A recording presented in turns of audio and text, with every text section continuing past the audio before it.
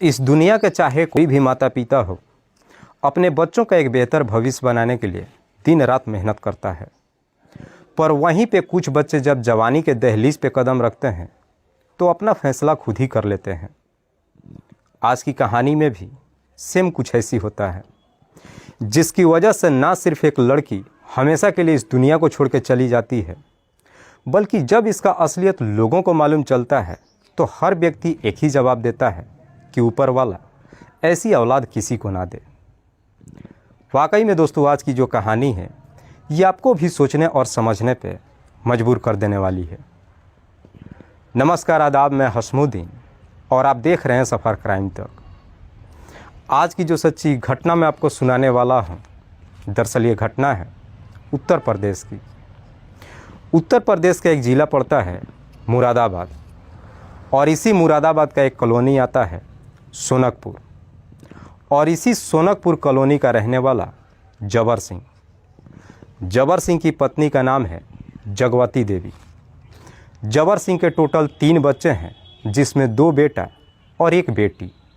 बेटी का नाम है संगीता।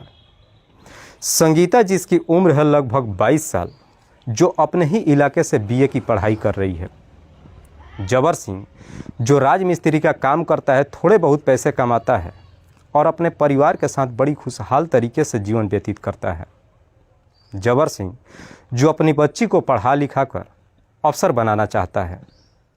बात कर रहा हूँ मैं 16 जून 2020 की रात्रि के वक्त। दरअसल जबर सिंह का पूरा परिवार एक साथ खाना खाता है और सो जाता है, लेकिन अगली सुबह जब उठते हैं तो देखते हैं कि संगीता अपने ही बेड पर मृत अवस्था में पड़ी है।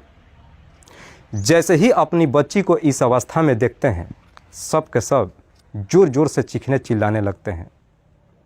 जब कुछ देर का समय गुजरता है, संगीता के घर परिवार वाले उसके अंतिम संस्कार की तैयारी करते हैं, लेकिन इससे पहले उसे शमशान घाट लेकर के जाते जबर सिंह के घर पे पुलिस पहुंच जाती है। गांव के लोग भी जब पुलिस को देखते हैं, देख करके हर कोई हैरान रह जाता है।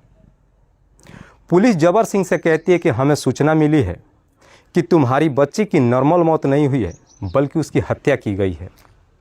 इसीलिए हमें संगीता की डेड बॉडी का पोस्टमार्टम कराना पड़ेगा। हालांकि संगीता के घर परिवार वाले इस बात को मानने के लिए तैयार नहीं होते हैं, क्योंकि उनका कहना होता है कि हमारी बच्ची का तबीयत खराब था, इसलिए उसकी मौत हो गई है। हम अपनी बच्ची का पोस्टमार्टम नहीं कराना चाहते हैं। लेकिन पुलिस जबर सिंह की एक बात नहीं सुनती है और आखिरकार संगीता की डेड बॉडी को अपने कब्जे में लेकर पोस्टमार्टम के लिए भेज देती है।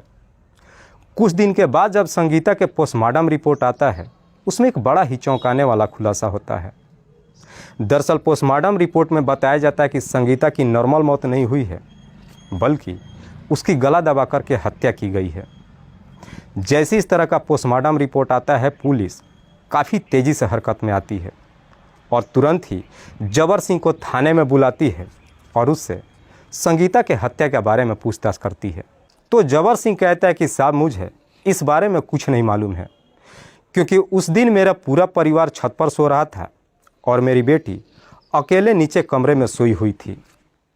पुलिस जबर सिंह के ही तहरीर पर अज्ञात अपराधियों के विरोध में मुकदमा दर्ज करती है और फिर इस केस की छानबीन करना शुरू करती है। पुलिस इस केस की छानबीन करते हुए सबसे पहले जबर सिंह के गांव में जाती है और गांव के लोगों से संगीता के बारे में पूछताछ करती है। तब पुलिस को मालूम चलता है कि दरअसल संगीता का किसी से प्रेम प्रसंग चल रहा था और इस बात की जानकारी उसके घर परिवार वालों को भी था। जैसे इस तरह की सूचना पुलिस को मिलता है, पुलिस फिर से जबर सिंह को थाने में बुलाती है और उससे सख्ती से पूछताछ करती है। पुलिस जैसे ही अपना शक्ति दिखाना शुरू करती है, आखिरकार जबर सिंह अपनी सच्चाई कबूल कर लेता है। लेकिन जबर सिंह जब इस हत्या की पूरी कहानी बताता है, असलियत जब लोगों को मालूम चलता है, तो हर कोई सिर्फ एक ही जवाब देता है कि जबर सिंह ने बिल्कुल ठीक किया है। संगीता जो बीए की पढ़ाई तो कर रही थी, पढ़ने में भी काफ़ी होशियार थी। संगीता के ही पड़ोस में रहने वाला राजकुमार, जो संगीता का एक दूर का रिश्तेदार है। राजकुमार जो उत्तर प्रदेश परिवहन में ड्राइवरी की नौकरी करता है। राजकुमार जिसकी उम्र है लगभग 25 साल के आसपास। चूंकि राजकुमार और जबर सिंह आपस में रिश्तेदार हैं, इसलिए राजकुमार भी अक्सर जबर सिंह के घर आते जाते रहता है। पर जब भी जबर सिंह के घर पे जाता है, ज़्यादातर संगीता से ही बातचीत करता है। बातचीत करते करते आखिरकार संगीता और जबर सिंह के बीच में प्रेम प्रसंग शुरू हो जाता है। हालांकि दोनों के बीच भाई बहन का रिश्ता होता है, ये जानते हुए भी बिना रिश्तों का परवाह किए बगैर अपनी एक नई दुनिया बसाने का सपना देख लेते हैं। ये सिलसिला लगभग 5 सालों तक चलता है, लेकिन इस बारे में संगीता के घर के किसी भी सदस्यों को मालूम नहीं चलता है। पर संगीता के पिता जबर सिंह को ये बात तब मालूम चलता है जब वो अपनी बेटी के लिए एक रिश्ता ढूंढने लगता है। इस बात की जानकारी जब संगीता को मालूम चलता है, तब जाकर के संगीता एक दिन काफ़ी हिम्मत जुटा करके अपने पिता से कहती है कि मैं राजकुमार से बेइंतहा मोहब्बत करती हूँ और मैं उसी से शादी करना चाहती हूँ। संगीता जैसी इस तरह की बातें अपने पिता से कहती है, ये सुन करके जबर सिंह के पैरों तले ज़मीन खिसक जाती है। जबर सिंह अपनी बेटी को समझाते हुए कहता है कि ये तू कैसी बातें कर रही है, राजकुमार रिश्ते में तुम्हारा भाई लगता है। अगर इस बात की जानकारी लोगों को मालूम चलेगा तो हम समाज में किसी को मुंह नहीं दिखा पाएंगे। लेकिन संगीता अपनी जिद से पीछे ही नहीं हटती है। इसलिए जबर सिंह राजकुमार के घर वालों से बातचीत करता है और उनसे कहता है कि तुम लोग अपने बेटे को समझाओ, वरना ठीक नहीं होगा। इधर इस बात की जानकारी जब राजकुमार के घर परिवार वालों को मालूम चलता है, सुनकर उन्हें भी बहुत बुरा लगता है। वे लोग भी राजकुमार को काफ़ी समझाते हैं, जिसका असर राजकुमार पे पड़ता भी है। और इसके बाद से राजकुमार जबर सिंह के घर पे आना जाना बंद कर देता है, लेकिन अब संगीता से बाहर मुलाकात करने लगता है। पर जैसे ही कुछ दिन का और समय गुजरता है, इस बात की जानकारी फिर से जबर सिंह को मालूम चल जाता है। इसलिए जबर सिंह कुछ रिश्तेदारों और अपने जानने वाले पड़ोसियों को बुलाकर पंचायती बिठाता है, जिसमें संगीता और राजकुमार दोनों को बुलाया जाता है। पंचायत अपना फैसला सुनाती है कि आज के बाद से तुम दोनों कभी भी एक दूसरे से बातचीत नहीं करोगे और ना ही कभी मुलाकात करोगे। संगीता और राजकुमार पंचायत की बात मान लेते हैं और फिर दोनों वापस अपनी दुनिया में चले जाते हैं। जब घर का हालात थोड़ा सा नॉर्मल हो जाता है, जबर सिंह फिर से अपनी बेटी की शादी कराने के लिए एक लड़के का तलाश करना शुरू कर देता है। पर जैसे ही इस बात की जानकारी फिर से संगीता को मालूम चलता है, वो फिर से घर परिवार वालों के सामने जिद करने लगती है। कहती है कि अगर मैं शादी करूंगी तो सिर्फ़ और सिर्फ राजकुमार से ही, क्योंकि मैंने अपना सब कुछ उसे सौंप दिया है। संगीता के घर वाले उसे समझाते हुए कहते हैं कि राजकुमार के चक्कर में तुम क्यों पड़ी हो, वैसे भी वो पेशे से एक ड्राइवर है और तू पढ़ी लिखी है। हम तेरे लिए एक बेहतर सी नौकरी करने वाला लड़का ढूंढ करके तेरी शादी कर देंगे। लेकिन संगीता अपने घर परिवार वालों की बात मानने के लिए तैयार ही नहीं होती है और आखिरकार राजकुमार से शादी करने के लिए खाना पीना छोड़ देती है।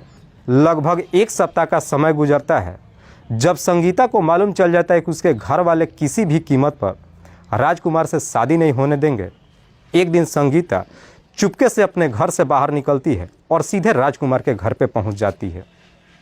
इधर इस बात की जानकारी जब जबर सिंह को मालूम चलता है, वह इस प्रकार से गुस्से में आता है कि अब अपनी बेटी से सारा रिश्ता ही ख़त्म कर लेता है। कहता है कि अब वो चाहे जिए या मरे, उससे कोई लेना देना नहीं है। लेकिन पड़ोस के लोग जबर सिंह को समझाते हुए कहते हैं कि अभी भी कुछ नहीं बिगड़ा है, तुम राजकुमार के घर पर जाओ और अपनी बेटी को सही सलामत ले करके आओ।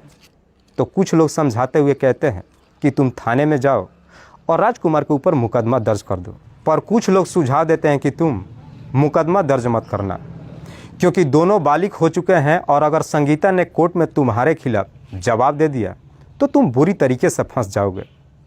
इसलिए जबर सिंह राजकुमार के घर पे जाता है और अपनी बेटी को समझाते हुए कहता है कि जब तुमने फैसला कर ही लिया है कि तुम राजकुमार से ही शादी करोगी तो ठीक है, मेरे साथ घर चलो और मैं तुम्हारा रीति रिवाज के तहत शादी करा दूंगा। जैसी इस तरह की बातें कहता है, संगीता भी अपने पिता की बात मान लेती है और वापस अपने घर आ जाती है। पर जैसे ही शाम के वक्त घर पे पहुंचती है जबर सिंह का पूरा परिवार फिर से संगीता को काफ़ी समझाने की कोशिश करता है। पर जब संगीता उनकी बात नहीं मानती है, जबर सिंह यह फैसला ले लेता है कि मैं इस मुसीबत को आज ही ख़त्म कर देता हूँ। इसलिए जबर सिंह का पूरा परिवार उसके साथ बुरी तरीके से पिटाई करते हैं और फिर संगीता की गला दबा करके हत्या कर देते हैं। उसके बाद संगीता की डेड बॉडी को बेड पर रख देते हैं और सब के सब छत पर सोने के लिए चले जाते हैं। सुबह जब सो करके उठते हैं, अपनी बेटी को देख करके ज़ोर ज़ोर से चीखना चिल्लाना शुरू कर देते हैं।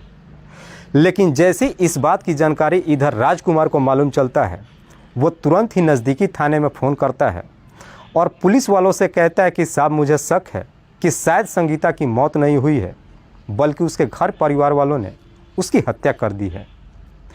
वाकई में दोस्तों, जब जबर सिंह इस हत्या की पूरी कहानी बताता है, पुलिस जबर सिंह के तहरीर पे उसके छोटे बेटे सचिन को भी अपने कस्टडी में लेकर आती है। पुलिस जब इस केस को और गहराई तरीके से छानबीन करना शुरू करती है तो पुलिस को मालूम चलता है कि इस पूरे वारदात में संगीता की मां भी शामिल है। इसलिए पुलिस संगीता की मां को भी अपने कस्टडी में लेकर आती है। फिलहाल पुलिस ने इन तीनों आरोपियों को अपने कस्टडी में लेकर इन सब पे गंभीर धारा में मुकदमा दर्ज करके जेल भेज दिया है। दोस्तों, इस पूरी घटना के बारे में आप क्या सोचते हैं? आप अपनी राय हमें कमेंट बॉक्स में ज़रूर दीजिएगा। तब तक के लिए जय हिंद, जय भारत।